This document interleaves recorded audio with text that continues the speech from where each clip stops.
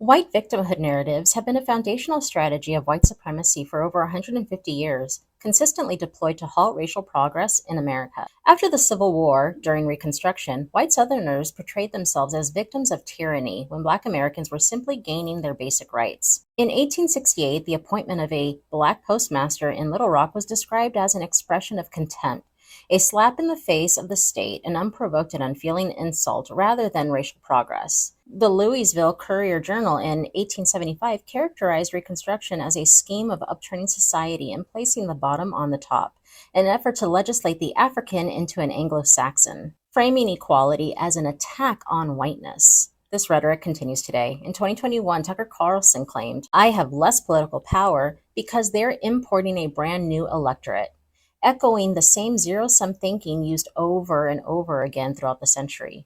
During COVID-19, Attorney General William Barr compared public health measures to slavery, trivializing actual historical oppression. Critics label anti-racist education as anti-white indoctrination, and diversity initiatives as reverse racism, despite overwhelming evidence of continued systemic inequality. Critics called Black Lives Matter an anti-white movement despite its focus on police brutality. But these victimhood narratives aren't merely rhetoric, they inspired violence. The El Paso Shooters Manifesto referenced stopping the Hispanic invasion of Texas in 2019, and white nationalists in Charlottesville chanted, "You will not replace us," while carrying torches. White victimhood claims transform any movement toward equality into a perceived attack, making progress impossible without first dismantling this false narrative. At a campaign rally in Georgia after losing the 2020 election, Donald Trump told supporters, "We're all victims. Everybody here.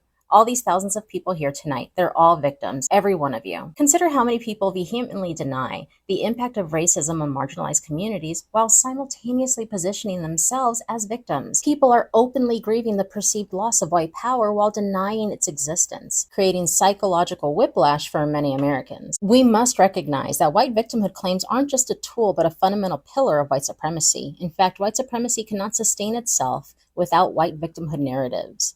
I'd like to leave you with this quote. The heartbeat of racism is denial. The heartbeat of anti-racism is confession, recognition, and the willingness to be vulnerable, to be willing to identify the times in which we are being racist. Understanding this history doesn't divide us. It empowers us to recognize these patterns and build a truly equitable future together.